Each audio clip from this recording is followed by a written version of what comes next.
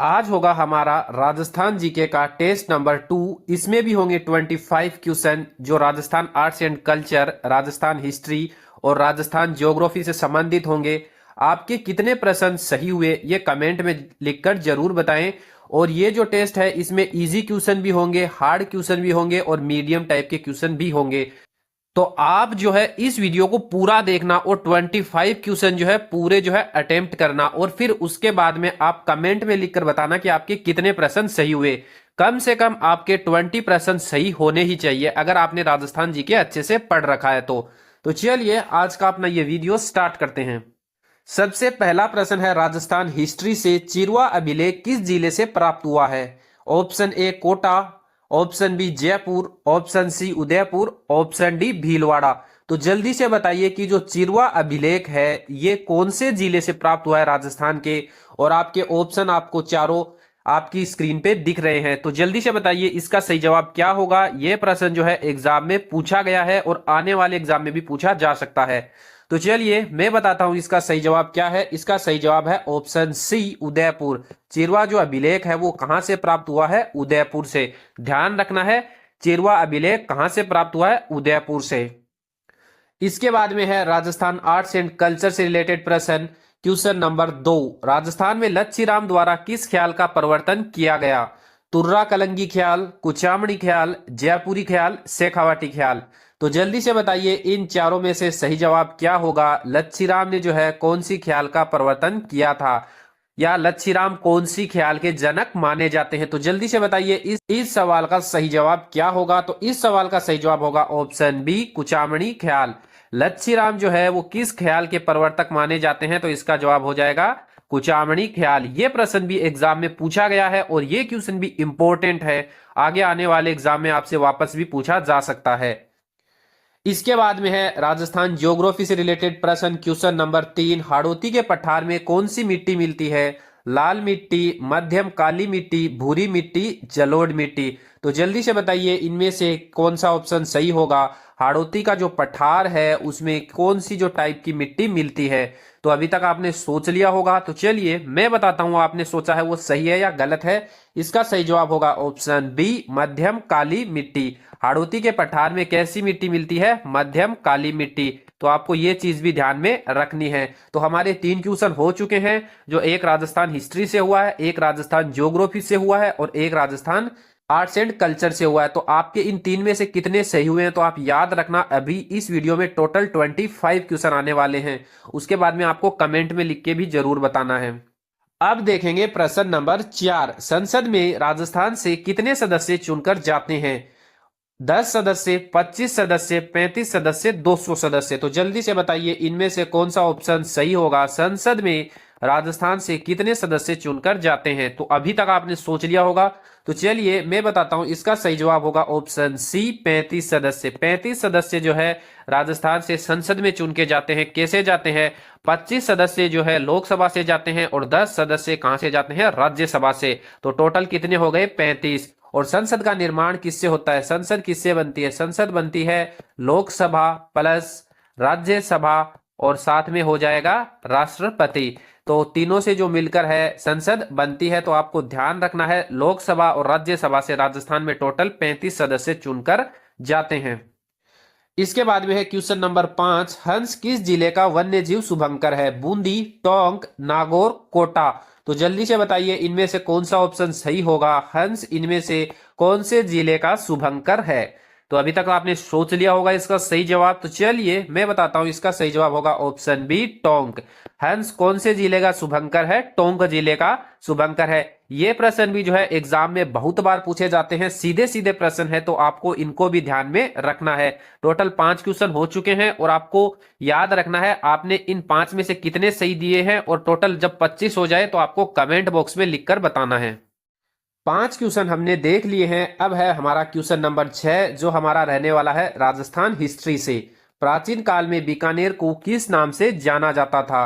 राजपुताना, मत्स्य जनपद, जांगल प्रदेश, मरु प्रदेश। तो जल्दी से बताइए इन चारों ऑप्शन में से सही जवाब क्या है कि प्राचीन काल में बीकानेर को किस नाम से जाना जाता था। यह प्रश्न काफी आसान है, तो जल्दी से बताइए इसका सही जवाब क्या होगा। तो चलिए मैं बताता हूं, इसका सही जवाब होगा ऑप्शन सी, जांगल देश। प्राचीन काल में बीकानेर को किस नाम से जाना जाता था? जांगल प्रदेश के नाम से। इसके बाद में देखेंगे क्वेश्चन नंबर 7, ये रहने वाला है हमारा राजस्थान के आर्ट्स एंड कल्चर में मंदिर टॉपिक से। 7 सहेलियों का मंदिर कहां पर है? झालरापाटन में, पिलानी में, नागदा में, भीनमाल में। तो जल्दी से बताइए इन चारों ऑप्शन में से सही जवाब क्या है? जल्दी से इस प्रश्न का राइट आंसर क्या होगा ये बताइए आप।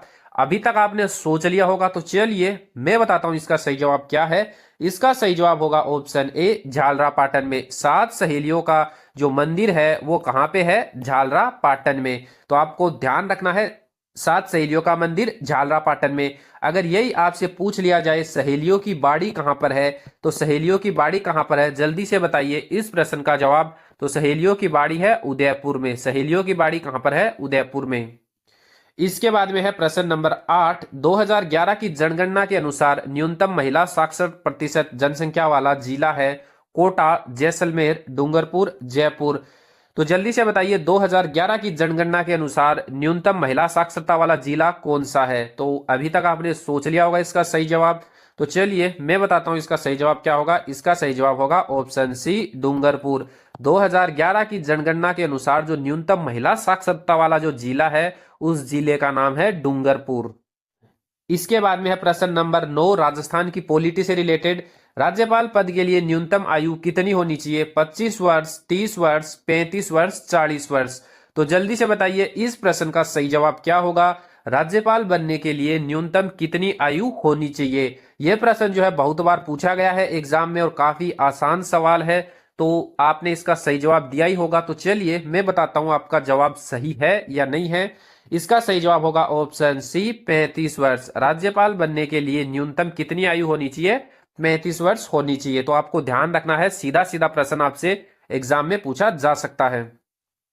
अगर आपको यह वीडियो अच्छा लग रहा है तो वीडियो को लाइक जरूर करें। अगर आप लाइक करोगे तो हमें पता लगेगा कि आप जो है वीडियो को पसंद कर रहे हो, जिससे इस टाइप के हम आपके लिए और टेस्ट लेके आएंगे। तो वीडियो को लाइक जरूर करें। अब देखेंगे क्वेश्चन नंबर 10, राजस्थान का सबसे छोटा राष्ट्रीय उद्यान है मरु उद्यान, रणथंभौर उद्यान, केवलादेव उद्यान और मुकुंदरा हिल्स। तो चलिए इस प्रश्न का सही जवाब बताइए। यह प्रश्न है हमारा राजस्थान के ज्योग्राफी से, राजस्थान के भूगोल से। तो जल्दी से बताइए इस प्रश्न का सही जवाब क्या होगा? इनमें से कौन सा ऑप्शन जो है सही होगा? तो अभी तक आपने सोच लिया होगा तो चलिए मैं बताता हूं, इसका सही जवाब होगा ऑप्शन सी, केवलादेव। जो राजस्थान का सबसे जो छोटा राष्ट्रीय उद्यान है उसका क्या नाम है? केवलादेव। तो आपको ध्यान रखना है ये फैक्ट। अब देखेंगे प्रश्न नंबर 11, राजस्थान में प्रतिहार वंश के संस्थापक हरिश्चंद्र की राजधानी थी। Option A Mandore, option B Merta, option C Bhinmal, option D Jalore. तो जल्दी से बताइए इस प्रश्न का सही जवाब क्या होगा? राजस्थान में जो प्रतिहार वंश के संस्थापक थे हरिश्चंद्र, उनकी राजधानी कौन सी थी? अभी तक आपने सोच लिया होगा इसका सही जवाब क्या है। तो चलिए मैं बताता हूं इस प्रश्न का सही जवाब क्या होगा। इसका सही जवाब होगा ऑप्शन ए मंडोर। राजस्थान में जो प्रतिहार वंश का संस्थापक था हरिश्चंद्र, उसकी राजधानी कौन सी थी? मंडोर। तो आपको ध्यान रखना है, यह प्रश्न एग्जाम में पूछा गया है और आगे आने वाले एग्जाम में भी आपसे पूछा जा सकता है। इसके बाद में देखेंगे क्वेश्चन नंबर 12, राजस्थान के किस क्षेत्र में विंध्यन कगार का विस्तार है? दक्षिण में, दक्षिण पूर्व में, दक्षिण पश्चिम में, उत्तर पूर्व में। तो जल्दी से बताइए कि राजस्थान के किस क्षेत्र में विंध्यन कगार का विस्तार है। तो अभी तक आपने सोच लिया होगा इसका सही जवाब। तो चलिए मैं बताता हूं, इसका सही जवाब होगा ऑप्शन बी, दक्षिण पूर्व में। राजस्थान के किस क्षेत्र में विंध्यन कगार का विस्तार है? तो इसका जवाब क्या हो जाएगा? दक्षिण पूर्व में। तो चलिए अब देखेंगे क्वेश्चन नंबर 13, पंचायती राज का प्रधान लक्ष्य है सामाजिक न्याय, सत्ता का विकेंद्रीकरण, प्रशासनिक पारदर्शिता, सत्ता का केंद्रीकरण। तो जल्दी से बताइए इस प्रश्न का सही जवाब क्या होगा? तो जल्दी से, अगर आपने पढ़ा है पंचायती राज के बारे में तो आप आसानी से इसका जवाब दे दोगे। तो आपने सोच लिया होगा इसका सही जवाब। तो चलिए मैं बताता हूं, इसका सही जवाब भी हो जाएगा ऑप्शन बी, सत्ता का विकेंद्रीकरण। इसका जवाब क्या हो जाएगा? सत्ता का विकेंद्रीकरण। पंचायती राज का प्रधान लक्ष्य क्या है? सत्ता का विकेंद्रीकरण। इसके बाद में देखेंगे क्वेश्चन नंबर 14, चित्तौड़गढ़ किले में निम्नलिखित मंदिरों में से कौन सा एक जैन मंदिर है? सोमेश्वर मंदिर, तुलजा भवानी मंदिर, कुंभ श्याम मंदिर, सतबीस देवरी मंदिर। तो जल्दी से बताइए कि चित्तौड़गढ़ दुर्ग में स्थित इन चार मंदिरों में से कौन सा इनमें से जैन मंदिर है। अगर आपने चित्तौड़गढ़ दुर्ग के बारे में पढ़ा है तो आप आसानी से जवाब दे दोगे इसका। तो चलिए मैं बताता हूं, इसका सही जवाब होगा ऑप्शन डी, सतबीस देवरी। सतबीस देवरी क्या है, एक जैन मंदिर है। तो आपको ध्यान रखना है, यह प्रश्न एक बार आरएएस के एग्जाम में पूछा गया था, तो आगे आने वाले एग्जाम में भी आपसे पूछा जा सकता है, तो आप इस प्रश्न को अच्छे से ध्यान में रखना। इसके बाद में प्रश्न नंबर 15, लोक देवता पाबूजी को अवतार माना जाता है राम का, भरत का, लक्ष्मण का, शत्रुघ्न का। तो जल्दी से बताइए कि जो लोक देवता पाबूजी है उनको किनका अवतार माना जाता है। ये भी काफी आसान सा सवाल है, तो आपने सोच लिया होगा इसका जवाब। तो चलिए मैं बताता हूं, इसका सही जवाब होगा ऑप्शन सी, लक्ष्मण का। पाबूजी को किसका अवतार माना जाता है, लक्ष्मण का। तो आपको बताना है कि पाबूजी को किनके देवता बोला जाता है, कौन सा जो पशु है उनका देवता बोला जाता है। तो पाबूजी को बोला जाता है ऊंटों का देवता। पाबूजी को किसका देवता बोला जाता है, ऊंटों का देवता। तो आपको ध्यान रखना है, यह फैक्ट भी एग्जाम में बहुत बार पूछा गया है। अब देखेंगे क्वेश्चन नंबर 16, राजस्थान में अजमेर के विलय के समय वहां का मुख्यमंत्री कौन था। हीरालाल शास्त्री, हरिभाऊ उपाध्याय, हरविलास शारदा, बालकृष्ण कोल। तो जल्दी से बताइए इस प्रश्न का सही जवाब क्या होगा। जब अजमेर का राजस्थान में विलय नहीं हुआ था, उससे पहले वहां का मुख्यमंत्री कौन था। तो अभी तक आपने सोच लिया होगा इसका सही जवाब। तो चलिए मैं बताता हूं, इसका सही जवाब होगा ऑप्शन बी, हरिभाऊ उपाध्याय। इसके बाद में देखेंगे क्वेश्चन नंबर 17, सामंत व्यवस्था मूलतः थी सांस्कृतिक संस्था, सामाजिक संगठन, प्रशासनिक, सैनिक व्यवस्था, वैवाहिक संस्था। तो जल्दी से बताइए इस प्रश्न का सही जवाब क्या होगा। यह प्रश्न भी जो है एग्जाम में पूछा गया है, तो आप जल्दी से बताइए इस प्रश्न का सही जवाब क्या होगा। तो चलिए मैं बताता हूं, इसका सही जवाब होगा ऑप्शन सी, सामंत व्यवस्था क्या थी, प्रशासनिक सैनिक व्यवस्था। अब देखेंगे क्वेश्चन नंबर 18, राजस्थान के किस किले में इस्लामी संत मल्लिक शाह का मकबरा है। जालोर दुर्ग में, तारागढ़ दुर्ग में, रणथंभौर दुर्ग में, चित्तौड़गढ़ किले में। तो जल्दी से बताइए कि मल्लिक शाह जो है इनका मकबरा राजस्थान के किस दुर्ग में बना है। तो अभी तक आपने सोच लिया होगा इसका सही जवाब। तो चलिए मैं बताता हूं, इसका सही जवाब होगा ऑप्शन ए, जालोर किले में। मल्लिक शाह का जो मकबरा है वो कौन से किले में है, जालोर के दुर्ग में। इसके बाद में देखेंगे क्वेश्चन नंबर 19, मूंगफली कौन सी मृदा में सर्वाधिक उगाई जाती है। पीली मिट्टी, काली मिट्टी, भूरी मिट्टी, रेतीली मिट्टी। तो जल्दी से बताइए कि मूंगफली जो है वो कौन सी मृदा में सर्वाधिक उगाई जाती है। तो चलिए आपने सोच लिया होगा इसका सही जवाब। तो मैं बताता हूं आपने जो सोचा है वो सही है या गलत। इसका सही जवाब हो जाएगा ऑप्शन ए, पीली मिट्टी में। इसके बाद में देखेंगे क्वेश्चन नंबर 20, रमकड़ा उद्योग कहाँ का प्रसिद्ध है। मांडल, बिजोलिया, गलियाकोट, खंडेला। तो जल्दी से बताइए इस प्रश्न का सही जवाब क्या होगा। राजस्थान के आर्ट एंड कल्चर से रिलेटेड है और राजस्थान ज्योग्राफी में भी ये आपसे पूछा जा सकता है। तो जल्दी से बताइए कि रमकड़ा उद्योग जो है वो कहाँ का प्रसिद्ध है। तो चलिए मैं बताता हूं इसका सही जवाब क्या होगा। इसका सही जवाब होगा ऑप्शन सी, गलियाकोट का। रमकड़ा उद्योग कहाँ का प्रसिद्ध है, गलियाकोट का। तो अभी हमने आपको 20 प्रश्न बता दिए हैं, तो आप जो है याद रखना कि आपके टोटल कितने सही हुए हैं। और अगर आपको ये वीडियो अच्छा लग रहा है और आप इस टाइप के और वीडियो चाहते हैं तो वीडियो को लाइक जरूर करें। अब देखेंगे प्रश्न नंबर 21, जोगी महल स्थित है चित्तौड़गढ़ में, नाहरगढ़ में, रणथंभौर में, लोहागढ़ में। तो जल्दी से बताइए कि इस प्रश्न का सही जवाब क्या होगा।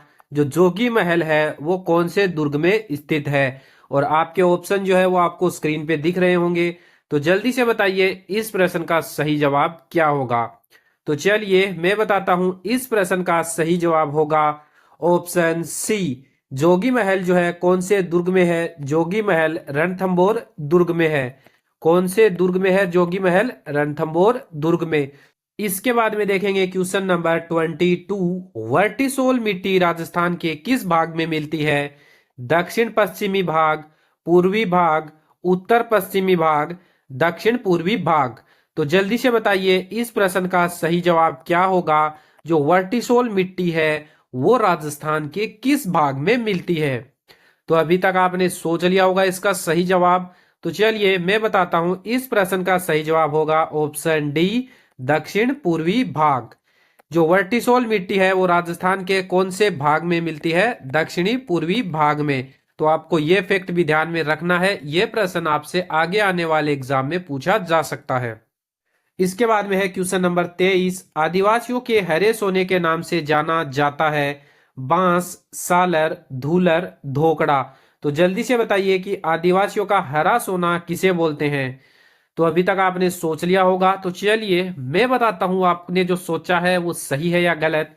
इस प्रश्न का सही जवाब हो जाएगा ऑप्शन ए, बांस।